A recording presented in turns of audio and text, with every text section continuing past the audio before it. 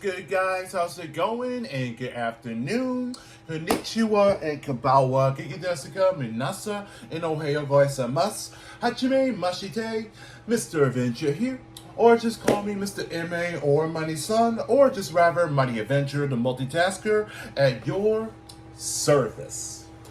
What up, guys? How's it going? I'm doing okay.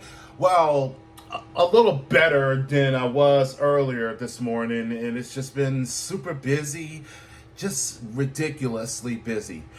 But at least that I did get a chance to decided to wake myself up and catch up an early matinee to see Godzilla -1. And let me just tell you this of my own persevere that the movie was freaking amazing. Oh my God, that was awesome to look at. And the fact that the Rotten Tomatoes gave it a perfect 100% score on that, that's ridiculous. And I was just curious for myself to see if this movie really did serve the hype. And it just did. And given the circumstances that the story wise, it was very such of a deep and such of a emotional to look at. And just to keep in mind that the story did take place in the year of 1945. That is 9 days after World War II, and the fact that in Japan that is already devastated throughout the war. And to makes even much worse is that Godzilla is running amok and just bringing that another devastation, and that just looking at him that this is basically that is what is that we should consider that he is the biggest threat of all mankind, and that's the way it should be. In fact, it does bring of that the lore of the original and the first Godzilla movie that was back in the late 50s.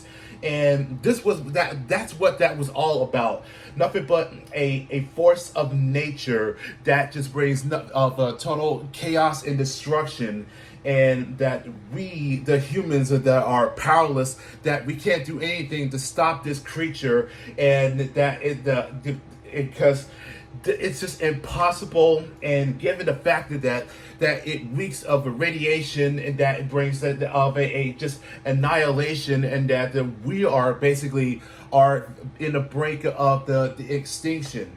So it's nice to see how that it's happening, and taking all that of the basics of the original films.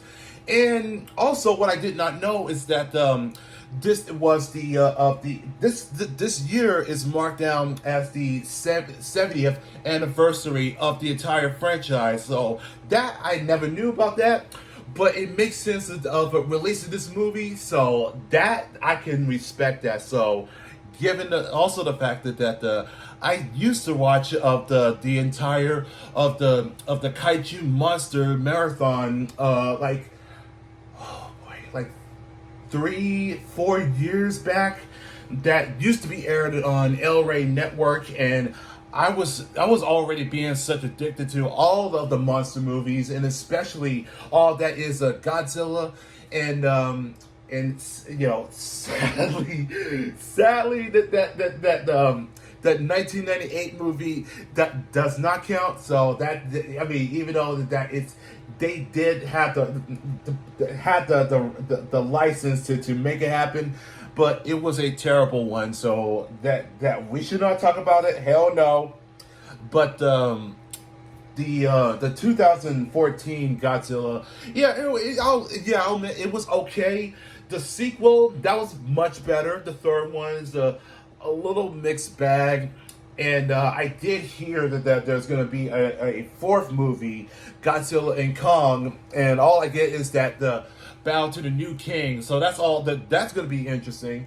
But let's focus on the movie that just came out, and it's been a long time that I ever done of a movie review, so I just wanted to give it I want to give it the best I can to give it the description of the film all the way from point A to point B, and there might be some little spoilers, so I'll try as I can to give it of a minimum. So let's give it a go. All right, so the main character, Koichi Shikishima, who is the kamikaze pilot and that went to Odo Island to, well, at the beginning that he wanted to stop there just to have his fighter to have some maintenance, to have a little check-in that needs to be repaired, and the head mechanic, Mr. Tachibana, already stated that there was nothing wrong with the jet, so it kind of gave that a little theory of why did that he wanted to come to this island if there's nothing wrong with the jet.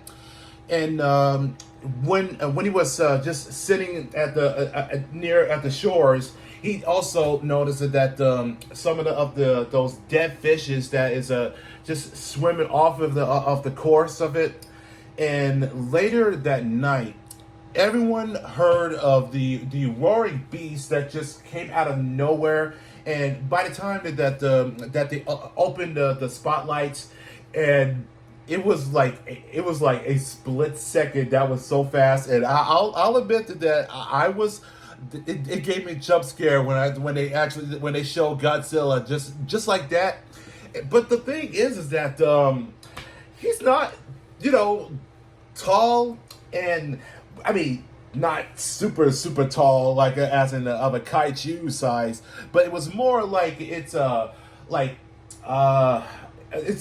rough guess that it was like either 20 or 25 or 30 feet tall at least, but it's still that it's just that it's that intimidation, and that really put a panic to all the mechanics, and they were getting chomped and getting crushed to death. And Tachibana told Koichi that to get on that jet, on the fighter, because of the 22 millimeter gun is still loaded, and created the diversion to mow it down. And as soon as he was about to pull the trigger, and right there that he was froze, because he never faced something like this, never in his life. And he started to panicking, and more of the destruction that laid upon that the Godzilla continued on. And by the time that it disappeared, it left. But Tachibana was furious with Koichi, and because he didn't do exactly what he told him to do, and that instantly that scarred in for life, and the traumatization that it was really in on him, because it was his responsibility to take out Godzilla, and he couldn't do it because it was fear, and that instantly that forever that it just haunts him. So a year after that he finally came home, that was in Ginza, and this was and I mentioned it from the beginning that it was already devastated. Nothing but just homes are total, nothing but battle scars. People who that lives in their homes, and that there are just scavenging whatever they can find. And this was the most depressing to look at, and it was the most depressing I ever seen like this. And it just goes to show that war is nothing but hell. And it was a Sumiko. I assume that's gotta be his family relative, and she was not happy that the fact that he didn't do what he was supposed to do, is to fight and die in honor for of the country, because he's a kamikaze pilot. That is a sacrificed pilot, that they're willing to fight and die for the country, and that's what they're known for. Excuse me if I'm having a hard time of my own words, but being as a disgrace, and that's really that's deep, and that is, and as I said, that it wasn't already that it was really hitting him hard, and he got bumped into of this girl that was carrying what it was, a baby. So it never did. I don't think it didn't explain why she took that baby.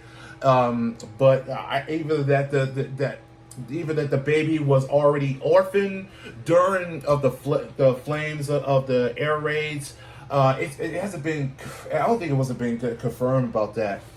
Her name is Noriko, and basically that she just crashed in, and that was it, and basically that she has been living with Kochi, and that it's became of a very awkward and as a couple. So it was just like, okay, I guess I have no choice to let her live in. So I guess that he was he was in no position to have any option. So that maybe sucked, but it did start to have a developed moment for these two, including of the baby. The name is Akiko, and which is that's a girl. Anyways, through each year, and things started to come around, and which that the Kochi is started the working of a new job, and being as what appears to be as a tug outpost for any enemy ship that's going to be that's across the coast. I'm assuming, and yet that he still has nightmares back at the Odo Island. That was back in 45, and obviously that scars do run deep for him, and that the things that he couldn't let go, especially that holding of each of the mechanics of their loved ones, of each of their photos, and that it's really that is just it's still that is hard for him to just to let things go. And I give props for the actor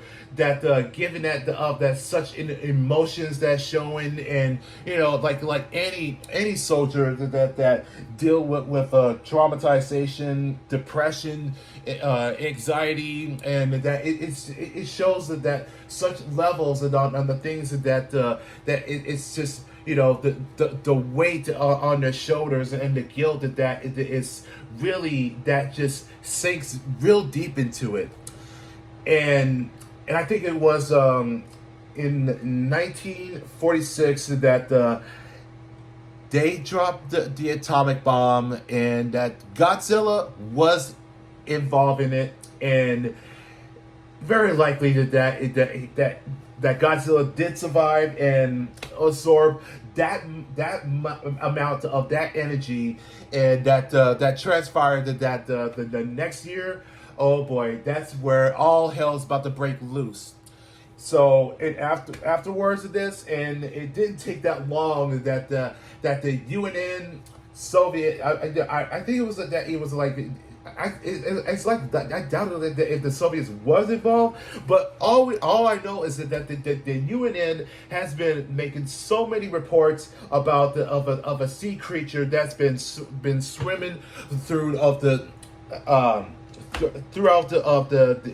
ocean, and of course that you've seen of that one warship that was a completely total.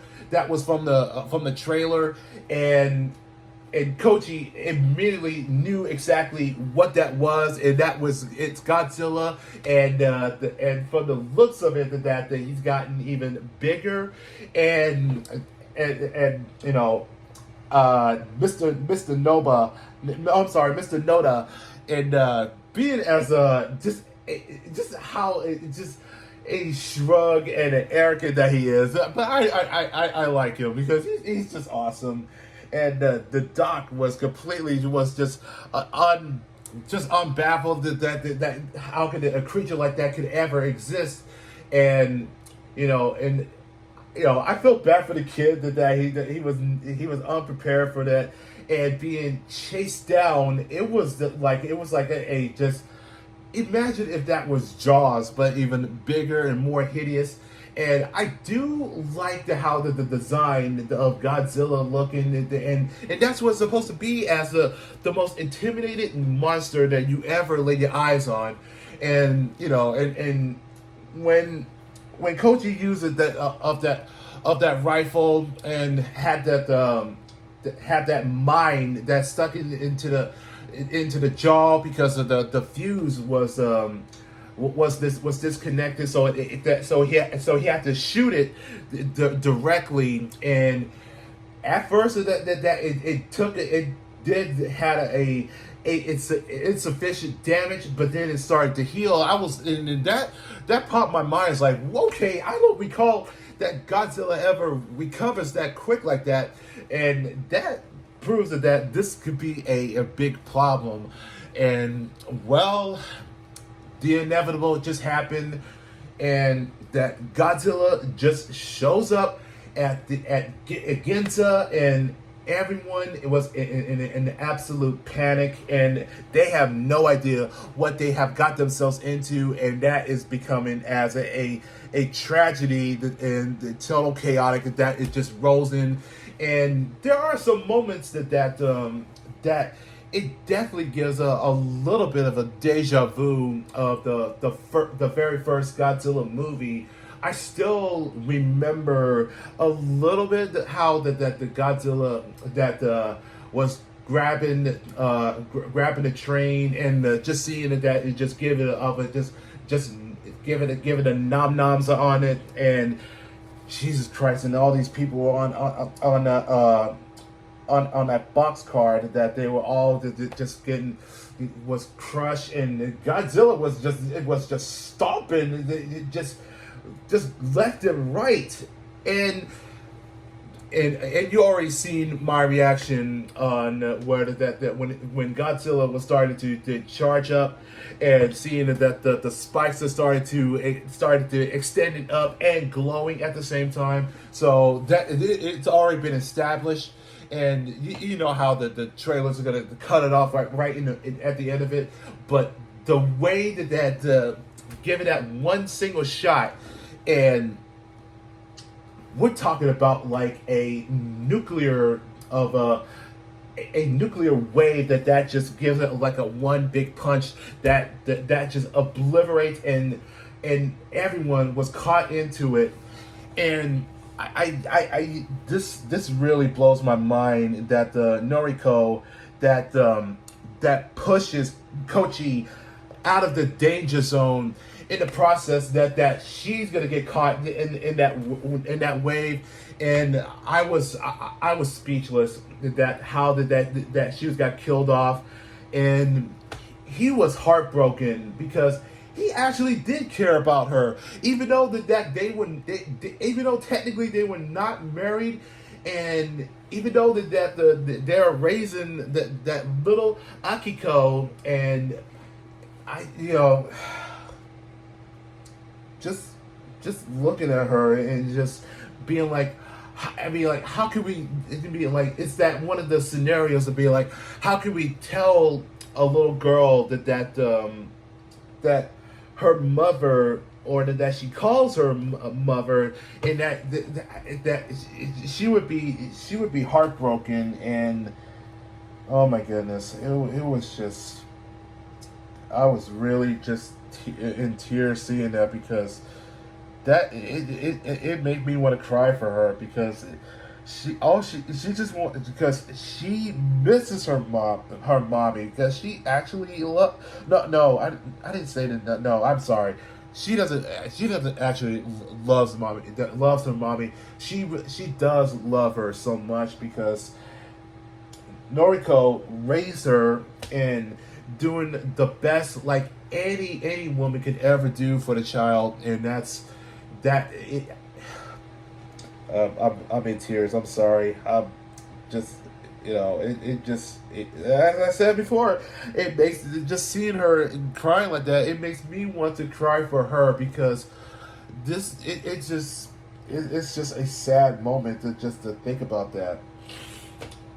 And and just seeing Koji that's crying his heart out, and and just watching, and just looking at Godzilla in that back angle, and the mushroom cloud. That is right. That right there. That is an epic moment.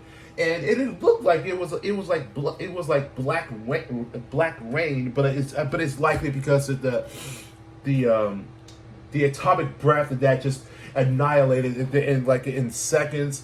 So the rain, it was polluted, and the radiation that was already started to increase, and that's what's happening. So but still, it was just a very such depressing that the things with that went from having all that is starting to change for everyone, but now it's reverted back to the minus, and that's where that everything is all that is lost, and that no one survives. Okay, so that is what I consider as a minor of what went on of the movie. So now I am gonna share some of little things that is gonna be considered as a spoiler. So if you guys don't want to see the rest of it, what I'm about to say, so you could just skip forward or just don't watch this video. Okay, so I'm just giving you those two options. So as an old saying goes, once the Pandora box is open, and it will never stay closed. So I'm giving you 10 seconds. So I'm just letting you know. 5 minutes later. All right.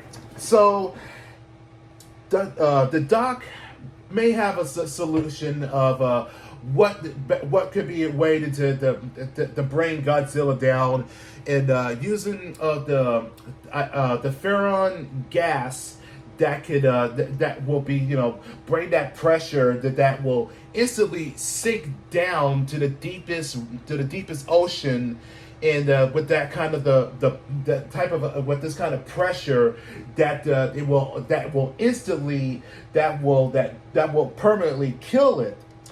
And but the thing is that what would happen if he actually started to rise up? So they would use it like I think it was a oxygen of the air tank that will push it down. I think it was. But they of course they needed the type of a distraction to lure Godzilla into the trap that was going to be set it, and that's where they have all the Ferron cylinders charges to be ready to set off. And Kochi finally decided that he's going to go and face that, to lure him out, because this time that there was no fear in him, because it's about taking responsibilities as a man, but also as a kamikaze pilot, because it's about doing what it's right, and for the sake of everyone, not just for Japan, but for the future of everyone that's living in Japan. But he needs Mr. Tachibana, and well, he's basically just don't want anything to do with Kochi, and I don't blame him, because he was responsible for letting all of his comrades got crushed in the process. So now that Tachibana decided that they're gonna help him, which I believe that was I think it was a stand fighter that was capable that could store with the ammunitions and a bomb, and I think it was well enough that he was going to swallow his pride in order to stop Godzilla, and that he is that trusted his fate that he's going to bring him down. So the trap was all set. And just looking at, just seeing how that with the Pharaon cylinders that's instantly pulling Godzilla down, and when he was when he was about the fire of another of atomic breath. And by the way, the captain called it as a heat ray. I mean, okay. I mean, I'm sorry, but that is just that is cheesy. I mean, of course, hey, I mean, it's a movie. I get that. He could call it as a heat ray, but I'm gonna call it as a atomic breath. Okay, but anyways, just he was this close about the fire, and when he got pulled in that deep, and it was just like an instant shut off like that, just like that. But the thing was is that Godzilla was not gonna let that stop it, and it looks like he was ready to start to rise up, but he was starting to get having some a little breaking down, and and from the looks of it, that he was trying to chew of the cylinders that was wrapped around of it, and both of the warships was trying to pull and try to bring him up from the depths, and he looks like that he is completely torn, and I mean the eyes were like it's not even fully regenerated. That was disturbing, and and the kid that has a sling on his arm, and that he had backup, and that they come to the aid of those two ships to have an extra pull in order to bring out Godzilla out, and Kochi was just in a nick of time, because it looked like he was about to release another atomic breath and just fly straight to the mouth, and like it just like in seconds, or like barely a minute, the fighter explode, because because Tachibana told him that when you get closer to Godzilla, just release of that lever of the bomb, and which that he did. But here's the best part about that he installed the ejector seat, so in case that it ever happens, that he told Kochi to hit the button in order to escape. And the reason for that is because Tachibana wants him to live, and that's because of Akiko. Because technically that she is an orphan, but given the circumstances, that is his daughter. So that's the reason that's why he told him straight to the heart that you need to live. And Godzilla was torn to pieces, and that was the end of the monster. And here is a really surprise about this: a telegram that was delivered to Simiko, and to inform him that Noriko is not dead. She's alive. She's dead. I mean, she got. It looks like she got banged up into her eye, but she's still breathing. And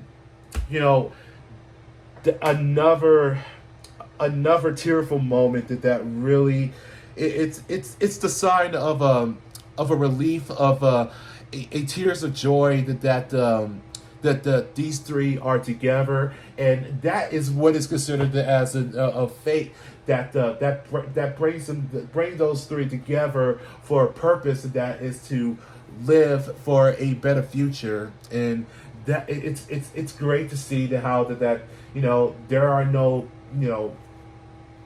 that nothing that is completely lost, but there is a chance of hope.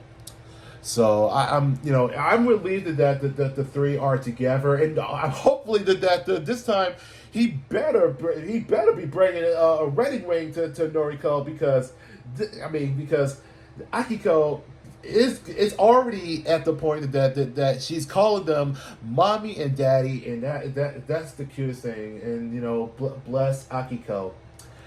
And Godzilla's not dead, so and I couldn't tell if that was supposed to be the head or that is likely that is the heart, and it's already started to regenerate, and that is a sign that the beast is not completely dead, but he will surface again, and that's the end of the movie. Oh my God, that was great.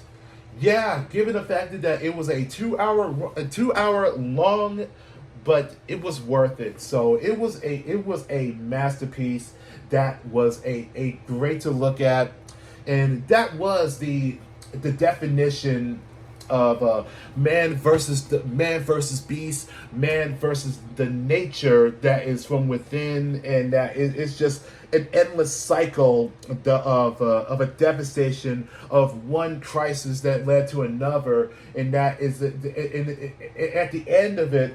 But it's all about that the humans will try to find any solution or try to make a difference that will conquer it, and that's what really matters the most. Is about being banding together, fighting for the same cause, and fight for the future, for the people, for the people of themselves and the children, and that's what's so great about that.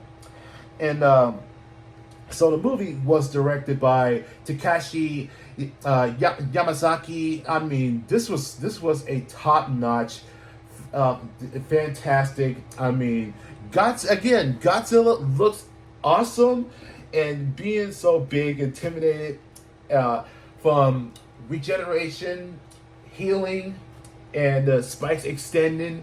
That was the cool thing about that. I mean, again, I enjoy it so much. So I guess the question is that will there be a possible potential of a sequel? Well, I mean, it's a little too soon, but I could see how that it could happen. I mean, with a budget, and there's a good chance that it may. I mean, only time will tell. But all I will say is that I hope that the movie will be coming out on Blu-ray and DVD, where there will be some extra footages, like extra scenes that was never shown in the theaters, and more details of the behind the scenes and the art. That I would like to see that as well. So that's my take of what I think about Godzilla -1. So I'll say it once, I'll say it again. It was freaking amazing. And if you are a true Godzilla fan, and if you haven't seen the movie yet, I encourage you, go right ahead. It's a recommendation that you must see it. This is going to be worth it. You will be breathless. You will be jump scared. I mean, you would be in tears, and that you are instantly that you are given such of a fully grasp, and that you have that have that believing in every characters of the film. And this was a very such of a great story wise, and that it just it's all about surviving the day and live through it, and for the best and for the better future, so that things like that it can never happen, and it's about it's about making a change of a better path. So with that, I hope you guys enjoyed that, and if you did, don't forget to leave a likes and also leave a comments down below. And if you have if you have like a different opinion about the movie, I'll be more than happy to share, and we can talk about that. But I think that's going to be it. But stick around, because there are more on the way, and especially of the episode of Rurouni Kenshin, which is already out. So until then, take care and peace.